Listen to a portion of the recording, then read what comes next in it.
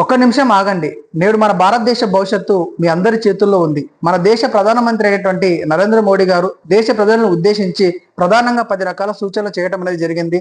ఆ 10 రకాల సూచనలు మనం జీవితంలో పాటించినట్టయితేనే మన భారతదేశం అనేది ఆర్థికంగా నిలదొక్కుకోవటం అనేది జరుగుతుంది. దీన్ని ప్రధానంగా మోడీ గారు మనకు చెప్పడం కోసము దానిలో ఎలాంటి రాజకీయ ఉద్దేశం లేదు.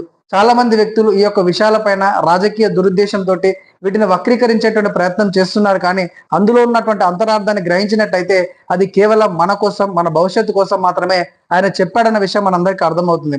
ఎందుకోసం అంటే ఈ 10 సూచనలు పాటించకపోతే జరిగేటువంటి నష్టం ఎవరికో కాదు, కేవలం భారతదేశంలో ఉన్నటువంటి కేవలం మధ్యతరగతి ప్రజలు మాత్రమే ఈ యొక్క విషయాల ద్వారా వాళ్ళందరూ నష్టపోయేటువంటి అవకాశం ఉంటుంది. డబ్బున్నటువంటి ప్రతి ఒక్క వ్యక్తి కూడా వాళ్ళ జీవితంలో ఇలాంటి ఏ కష్టం వచ్చినా సరే వాటిని నిలదొక్కునేటువంటి శక్తి వాళ్ళకు ఉంటుంది. కానీ అదే మధ్యతరగతి వ్యక్తులు మాత్రము ఈ విషయం లోపల చాలా వాళ్ళ జీవితం లోపల ఆర్థిక పరమైన విషయాల్లో వాళ్ళు కృంగిపోయేటువంటి అవకాశం ఉంటుంది. కాబట్టి వీటిని పాటించాల్సినటువంటి అవకాశము అవసరము ఈ ప్రధానంగా కేవలం మధ్యతరగతి వాళ్ళకు మాత్రమే ఉందన్న ఉద్దేశంతో ఈ వీడియో చేయడం జరిగింది. కాబట్టి మోడీ గారు దేశ ప్రజలను ఉద్దేశించి చెప్పినటువంటి ఆ యొక్క 10 అంశాలు ఏమిటో ఈ వీడియో ద్వారా మీ అందరికీ తెలియజేసేటువంటి ప్రయత్నం చేస్తాను. ఖచ్చితంగా ఆ యొక్క 10 విషయాలను మీరు అందరూ పాటించినట్టయితే భారతదేశం అనేది ఒక సంవత్సరం పాటు ఈ యొక్క విషయాలను పాటించినట్టయితే మనం ప్రస్తుతం ఉన్నటువంటి యొక్క గండం నుంచి మనం గట్టెక్కేటువంటి అవకాశం ఉంటుంది. కాబట్టి మీరందరూ దయచేసి ఈ యొక్క వీడియో చివరి వరకు చూసి వీడియోలో చెప్పినటువంటి 10 అంశాలను కూడా మీరు అందరూ పాటిస్తారని, ఆత్మ నిర్భర్ భారత్ లో భాగంగా మీరందరూ కూడా మన భారతదేశం ఎదుగుదల లోపల అభివృద్ధి లోపల మీరందరూ కూడా పాలు పంచుకుంటారన్న ఉద్దేశంతో ఈ యొక్క 10 అంశాలు మీ అందరికీ చెప్పేటువంటి ప్రయత్నం చేస్తాను. అందులో మొదటి అంశం వచ్చేసి బంగారం. భారతదేశం లోపల ఎక్కువ మాటికి బంగారాన్ని వేరే దేశం నుంచి మనము దిగుమతి చేసుకోవటం అనేది జరుగుతుంది. ఇలా దిగుమతి చేసుకోవడం ద్వారా భారతదేశానికి సంబంధించినటువంటి కరెన్సీ మొత్తాన్ని కూడా మనము డాలర్స్ లో ఇవ్వటం ద్వారా డాలర్ వాల్యూ అనేది పెరిగిపోయి మన ఇండియన్ రూపీ వాల్యూ అనేది తగ్గిపోవటం అనేది జరుగుతుంది. కాబట్టి దానివల్ల మన భారతదేశానికి సంబంధించినటువంటి ఆర్థిక వ్యవస్థ పైన అధిక భారం పడి రాను రాను మన రూపాయి విలువ అనేది పూర్తిగా దిగజారిపోయేటువంటి అవకాశం ఉంటుంది. కాబట్టి దేశంలో ఉండేటువంటి ప్రజలందరూ కూడా ఒక సంవత్సర కాలం పాటుగా ఎలాంటి కార్యక్రమాలు ఉన్నా సరే కానీ బంగారాన్ని కొనడం మీరు ఆపివేసినట్టయితే ఖచ్చితంగా భారతదేశం లోపల ఆర్థిక పరమైనటువంటి స్థిరత్వం వచ్చేటువంటి అవకాశం ఉంటుంది. సో మన మోడీ గారు చెప్పినటువంటి మొదటి అంశము ఈ యొక్క బంగారంగా మనం చెప్పుకోవచ్చు. రెండవ అంశము భారతదేశము మళ్ళా ఎక్కువగా దిగుమతి చేస్తున్నటువంటి మరొక అంశం ఏదైనా ఉందా అంటే అది పెట్రోల్, డీజిల్. భారతదేశం ప్రధానంగా ఈ యొక్క 2 అంశాలకు సంబంధించింది ఎక్కువగా 90% వరకు మనము ఇరాన్ దేశం నుంచి మరియు రష్యా నుంచి ఎక్కువగా దిగుమతి చేసుకోవటం అనేది జరుగుతుంది. మీ అందరికీ తెలుసు, ప్రపంచ వ్యాప్తంగా ఇప్పుడు అమెరికాకు ఇరాన్కు జరుగుతున్నటువంటి ఈ యొక్క యుద్ధ ప్రభావం కారణంగా హర్ముజ్ జలసంధిని మూసివేయడం ద్వారా ప్రపంచంలో ఉండేటువంటి అన్ని దేశాలకు కూడా ఈ యొక్క క్రూడ్ ఆయిల్ అనేది ఎగుమతి చేయటము దిగుమతి చేసుకోవడం వంటి మొత్తం కూడా ఆగిపోవటం అనేది జరిగింది. కాబట్టి ప్రపంచ దేశాలన్నీ కూడా ఈ రకమైనటువంటి ఇబ్బందులు ఎదుర్కొంటున్నాయి. కాబట్టి భారతదేశం కూడా ఈ రకమైనటువంటి ఇబ్బందుల్ని ఎదుర్కొంటుంది.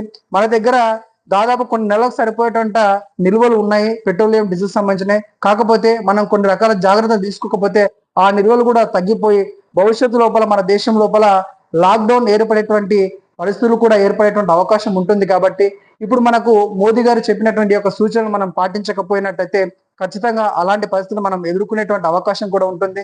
కాబట్టి వీలైనంత వరకు మీ చుట్టుపక్కల ప్రాంతానికి మీరు వీలైనంత వరకు నడుచుకుంటూ వెళ్ళేటువంటి ప్రయత్నం చేయండి. లేదా మీ చుట్టుపక్కల ఏదైనా ఊర్లలో కానీ లేదంటే మీకు తెలిసినటువంటి వ్యక్తుల ఊర్లలో కానీ లేదంటే ఎక్కడన్నా పెళ్లిళ్ళకి కానీ వెళ్ళాలనుకుంటే మాక్సిమం కూడా మీరు ప్రజా రవాణా వ్యవస్థ ఏదైతే ఉంటుందో ట్రైన్లలో కావచ్చు, బస్సులలో కావచ్చు, వీటిల లోపలనే ప్రయాణం చేసేటువంటి ప్రయత్నం చేయండి. అంతేకాకుండా వీలైనంత వరకు ప్రస్తుత సమాజం లోపల ఉన్నటువంటి డీజిల్, పెట్రోల్ సంబంధించినటువంటి వాహనాలను ఉపయోగించడానికి అంటే బదులుగా ఈవీ వెహికల్ ని ఏవైతే పర్యావరణానికి సురక్షితంగా ఉండేటువంటి వాహనాలు ఏవైతే ఉంటాయో వాటిని మీరు వాడేటువంటి ప్రయత్నం చేయండి. దానివల్ల మన దేశంలో మీరు పొల్యూషన్ తగ్గించినటువంటి వాళ్ళు అవుతారు. అంతేకాకుండా పెట్రోల్, డీజిల్ లాంటి ఇంధనాలను కూడా మీరు సేవ్ చేసినటువంటి వ్యక్తులు అవుతారు. కాబట్టి మోడీ గారు మనకు చెప్పినటువంటి రెండవ అంశంగా మనము దీన్ని చెప్పుకోవచ్చు.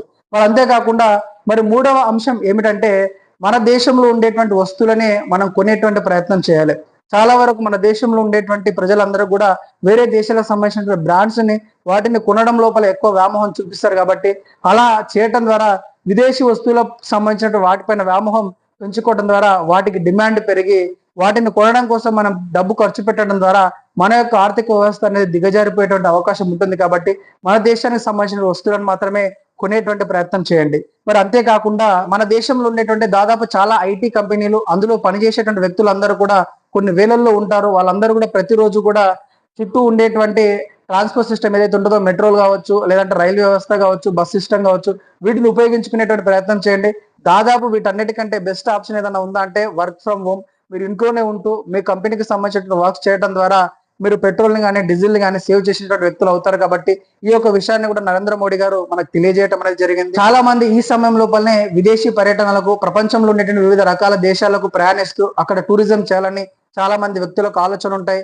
కొంతమంది విద్యకు సంబంధించిన విషయాల్లో కావచ్చు, లేదంటే వైద్యానికి సంబంధించిన విషయాలకు కావచ్చు, వేరే దేశాలకు వెళ్ళడానికి ప్రయత్నాలు చేస్తుంటారు. కాబట్టి ఈ సమయం లోపల విదేశీ ప్రయాణాలను మనం తగ్గించుకోవడమే చాలా వరకు మంచిది. ఎందుకంటే ప్రపంచ దేశాల లోపల చాలా వరకు కూడా యుద్ధ వాతావరణాలు కనిపిస్తున్నాయి.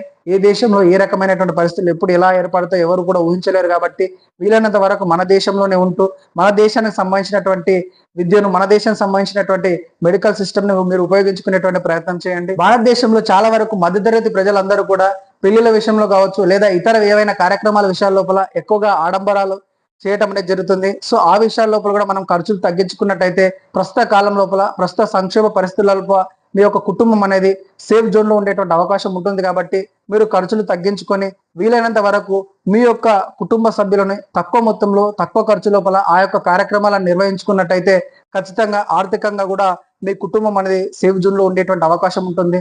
అంతేకాకుండా రైతులందరూ కూడా ఉపయోగించేటువంటి వ్యవసాయ పరమైనటువంటి ఫెర్టిలైజర్స్ ఏవైతే ఉంటాయో వాటి విషయంలో కూడా రైతులు జాగ్రత్త వహించాల్సిన అవసరం ఉంది. ఎందుకోసం అంటే ఆ ఫెర్టిలైజర్స్ తయారు చేయడానికి కావాల్సినటువంటి ముడి పదార్థాలు మొత్తం కూడా మనం చాలా వరకు వేరే దేశాల నుంచి మనం దిగుమతి చేసుకోవడం జరుగుతుంది. కాబట్టి వీలైనంత వరకు ఈ యొక్క కృత్రిమ ఎరువుల పైన కాకుండా మన ప్రాంతంలో మనం న్యాచురల్ గా తయారు చేసినటువంటి ఎరువులను మాత్రమే రైతులు ఉపయోగించడం ద్వారా పంట విషయంలో మంచి దిగుబడి వచ్చేటువంటి అవకాశం ఉంటుంది. మీ యొక్క భూమి కూడా సారవంతంగా ఉండేటువంటి అవకాశం ఉంటుంది. కాబట్టి దీన్ని కూడా దృష్టిలో ఉంచుకొని ఫెర్టిలైజర్ ఉపయోగించడానికంటే బదులు మీ ఇంటి దగ్గరనే మీకు వచ్చినటువంటి పద్ధతుల లోపలనే ఎరువులను తయారు చేసుకొని పంటలు పండించేటువంటి ప్రయత్నం చేయడం అని రైతులను కోరడం జరుగుతుంది. మనం తినేటువంటి ఆహారం రుచిగా ఉండాలంటే అందులోపల అధికంగా నూనె వాడటం అనేది జరుగుతుంది. కానీ ప్రస్తుత పరిస్థితుల లోపల మనం వాడేటువంటి యొక్క నూనెను కూడా మనం వేరే దేశాల నుంచి ఎక్కువ మొత్తం లోపల దిగుమతి చేసుకుంటున్నాం. కాబట్టి అందుకోసమే మనం చూస్తున్నటువంటి యొక్క రోజుల లోపల కూడా నూనెకు సంబంధించిన రేట్లు విపరీతంగా పెరగడం జరుగుతుంది. కాబట్టి వాటిని కూడా మనం తక్కువ మోతాదుల లోపలనే ఉపయోగించి వీలైతే మీ ఇంట్లో ఉన్నటువంటి కొబ్బరి కావచ్చు, నువ్వులు కావచ్చు, వాటితోటే మీరు సొంతంగా మీ ఇంట్లో నూనెను తయారు చేసుకొని వాటిని మీ యొక్క ఆహార పదార్థాలు ఉపయోగించడం ద్వారా మీ యొక్క ఆరోగ్యం కూడా బాగుండేటువంటి అవకాశం ఉంటుంది. కాబట్టి సో ఈ రకమైనటువంటి విషయాలని మీరు అందరూ కూడా మీ జీవితం లోపల పాటించినట్టయితే ఈ యొక్క 10 విషయాలు అనేవి కూడా భవిష్యత్తు లోపల భారతదేశం అనేది ఆర్థికంగా ఇంకా ఉన్నత స్థితిలో ఉండడానికి ఎంతో ఉపయోగకరంగా ఉంటుంది. కాబట్టి ఈ యొక్క 10 విషయాలను మీరు గుర్తించుకొని మీరు అందరూ ఖచ్చితంగా పాటిస్తారని భావిస్తున్నాను. నేను కూడా ఖచ్చితంగా ఈ యొక్క 10 విషయాలను పాటించి ఆత్మ నిర్భర్ భారత్ లో భాగంగా, భారతదేశ ఆర్థిక అభివృద్ధిలో భాగంగా నా వంతు సహాయంగా దీన్ని ముందుకు తీసుకెళ్లేటువంటి ప్రయత్నం చేస్తాను. దీంట్లో ఎలాంటి రాజకీయ దురుద్దేశం లేకుండా, ఇక్కడ ఎవరికి సపోర్ట్ లేకుండా మన దేశం కోసం, మన కోసం, మధ్యతరగతి కుటుంబంలో ఉన్నటువంటి వ్యక్తుల కోసం మాత్రమే ఈ యొక్క 10 నియమాలు పాటించినట్టయితే మనం మన జీవితం లోపల ఆర్థికపరమైనటువంటి విషయాల లోపల నిలదొక్కునేటువంటి అవకాశం ఉంటుంది. కాబట్టి ఈ యొక్క వీడియోని మీరు ఇక్కడ వరకు చూసినందుకు మీ అందరూ కూడా ధన్యవాదాలు. ఈ యొక్క వీడియోని మీకు తెలిసినటువంటి ప్రతి ఒక్క వ్యక్తికి షేర్ చేసి ఆత్మ నిర్భర్ భారత్ లోపల వాళ్ళను కూడా భాగస్వాములు చేస్తారని ఆశిస్తూ, వీడియో నచ్చితే లైక్ చేసి ఈ యొక్క ఛానల్ని సబ్స్క్రైబ్ చేసుకొని ఇలాంటి మరెన్నో అద్భుతమైనటువంటి వీడియోస్ మన ఛానల్లో అప్లోడ్ చేయడం జరుగుతుంది. కాబట్టి మరొక అద్భుతమైన వీడియోతో మేము ముందుకు వచ్చేటువంటి ప్రయత్నం చేస్తాను. అప్పటివరకు అందరూ కూడా ధన్యవాదాలు.